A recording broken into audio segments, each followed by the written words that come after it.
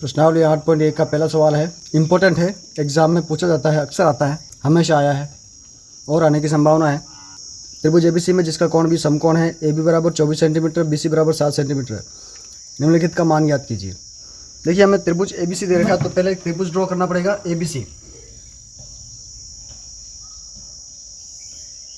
इस प्रकार से, जिसमें ए बी बराबर 24 सेंटीमीटर है, बी सी बराबर 7 सेंटीमीटर है।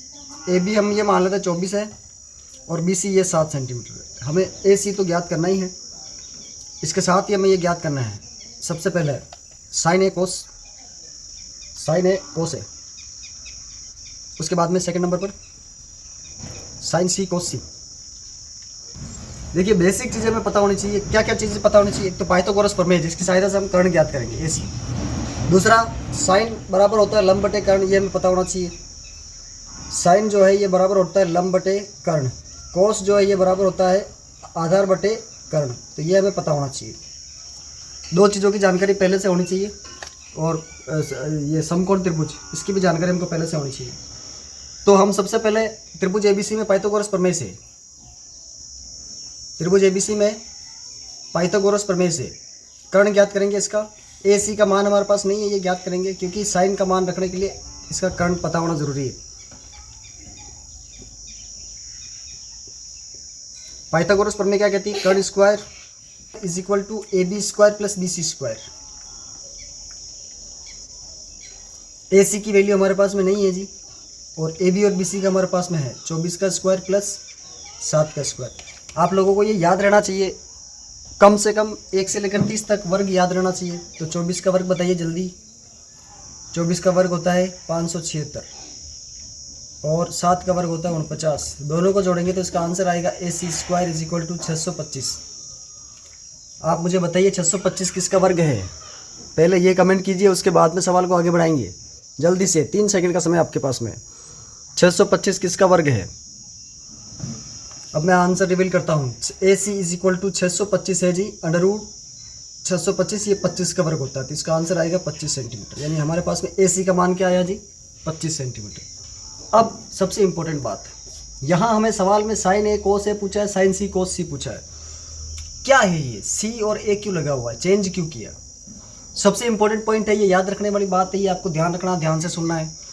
अगर हम यहाँ पर ए लगाते हैं तो ए हमारा यहाँ पर है, तो ए के सामने वाला लंब कहलाता है, फिर ये आधार होता है, ये कर्ण होता है। इस बात को वापस सुन लीजिए। अगर आप साइन कोस के आगे ए लगाते हैं तो ए के सामने वाली जो भुजा है ये लंब होगी और बाकी भुजा आधार और ये कर्ण होगा। कर्ण हमेशा 90 डिग्री के सामने वाला होता है, ये फिक्स है। अगर कर्ण फिक्स है तो लंब और आधार चेंज होते रहते हैं। अगर हम साइन और कोस की जगह पर सी लेते हैं तो ऐसी स्थिति में हमारा जो लंब होगा वो ए बी होगा और आधार होगा बी सी। ये बात आप लोग सुन करके ध्यान रखेंगे, ये बात सुन करके ही याद रख रही है और इसका कोई रास्ता नहीं है। तो हम जो है पहला अपना सॉल्व करते हैं। फर्स्ट साइन ए, साइन ए होता है लंब बटा कर्ण। महत्वपूर्ण बात यह है कि हमारा लंब कौन सा होगा। जब आप ए लेंगे तो एक कर्ण लंब होगा बी सी और कर्ण आपका फिक्स है ए सी बटा, अब ए बी सी और ए सी की वैल्यू पुट कीजिए, क्या क्या है। बी सी का मान हमारे पास में 7 है और ए सी का मान हमारे पास में 25 है। यही हमारा आंसर है और कुछ भी नहीं करना है इसके अंदर। उसके पश्चात हमें बोला गया है कि कोस ए होता है आधार बटा कर्ण, बेस अपॉन हाइपोटेनस। अब आधार क्या है हमारे पास में? 24। क्यों है जी 24? बिकॉज, एक मिनट, इसको ऐसे करते हैं।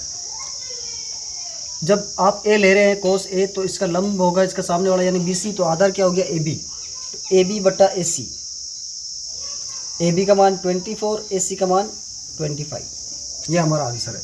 इसके बाद में सेकंड हमें पूछा है साइन सी। अब वापस उसी जगह पर आ जाइए कि साइन अगर आपने सी लिया है तो फिर लंब कौन सा होगा? A B. तो ऐसी स्थिति में हम लिखेंगे ए बी बटा कर्ण क्या होगा जी? इस फिक्स रहेगा ए सी, यानी आंसर आएगा 24 बटा 25। इस बार हमारे साइन सी का मान 24 बटा 25 है। इसी प्रकार से कोस सी होगा आधार बटा कर्ण। सी लिया है, ये लंब है, तो आधार क्या हो गया जी? बी सी, बी सी बटा ए सी। तो बी सी का मान हमारे पास में है जी 27 और ये है 25। ये हमारा आंसर। ये पहले सवाल का आंसर हम लोगों ने सॉल्व किया। बहुत इंपॉर्टेंट पॉइंट है, ये समझने वाली चीज़ें हैं, ये सवाल में पूछते हैं। सवाल में पूछने लायक चीज़ें यही होती है, बेस आप लोगों को कॉन्सेप्चुअल सवाल पूछते हैं, बोर्ड एग्जाम में घुमा फिरा कर कैसे भी सवाल आ सकते हैं, तो इस प्रकार से हमें परफॉर्म करना है। आप लोगों को पाइथागोरस प्रमेय याद होनी चाहिए, आप लोगों को 1 से 30 तक वर्ग और वर्गमूल याद होने चाहिए, आप लोगों को ये जानकारी होनी चाहिए कि ए और सी लेंगे तो लंब कौन सा होगा, किस प्रकार से हम लोग जो है साइन कोस टेन की ये मान रखेंगे। आप लाल कक्का से याद कर सकते हैं, लाल बट्टा कक्का से क्या जी, लंब बटे कर्ण साइन, आधार बटे कर्ण कोस और लंब बटे आधार टेन। जस्ट उल्टा कर दो, कोस एक कर्ण बटा लंब, सेक कर्ण बटा आधार और कोट आधार बटा लंब। इस तरीके से ये लाल कक्का से आप लोग याद कर सकते हैं। एक और होता है, पाकिस्तान भूखा प्यासा, हिंदुस्तान हरा भरा। ये डायलॉग ऐसे जी, perpendicular hypotenuse base upon hypotenuse perpendicular base, इस तरीके से भी याद कर सकते हैं। ये भी एक तरीका इंग्लिश मीडियम के बच्चों के लिए है। मैं उम्मीद करता हूँ ये पहला सवाल आप लोगों को समझ में आया होगा।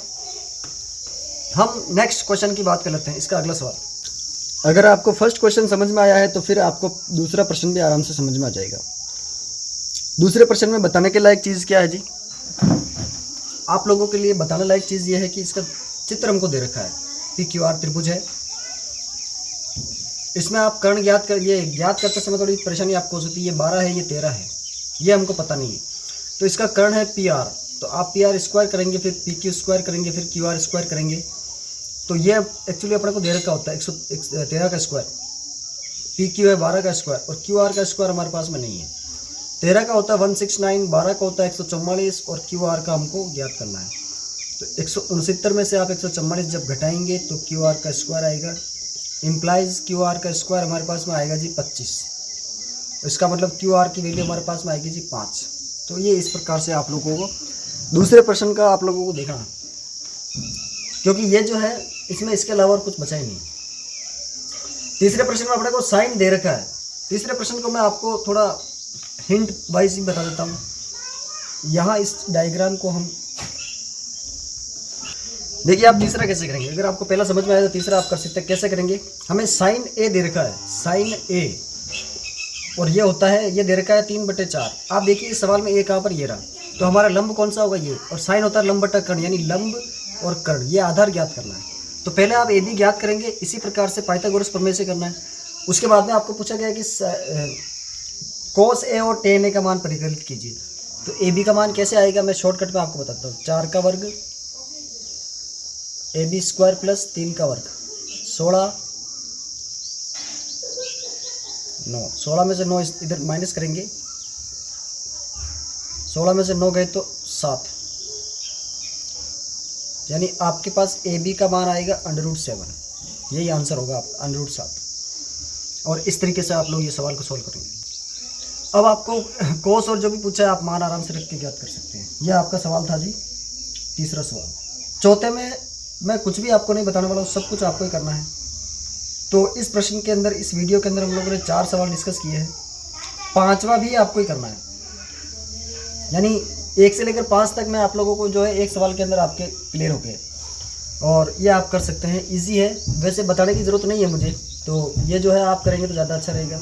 फिर भी अगर कोई परेशानी हो किसी सवाल में, आप लोग मुझे सीधा पूछ सकते हो कि सर ये सवाल करवाइए। आप ऊपर के सवाल देख कर इन सवालों को सोल्व कर सकते हैं, मैंने सारे बता दिए आपको। फिर भी थोड़ा सा देखो, कोट वाला दे रखा है, तो कोट 10 का उल्टा होता है लंब बटे आधार, आधार बटा लंब। तो कोट 15 कोट वाले में तो अपने को इस तरीके से करना है।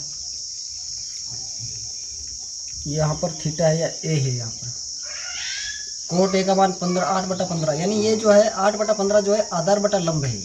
तो अभी इसका कर्ण अपने को ज्ञात करना है, तब जाके आंसर आएगा। और बाकी सारे फिर सेक का मान पूछा है जो अपन कर सकते हैं। इसी प्रकार से 5वें में 13/12 दे रखा, तो सेक होता है कोस का उल्टा, कर्ण बटा आधार।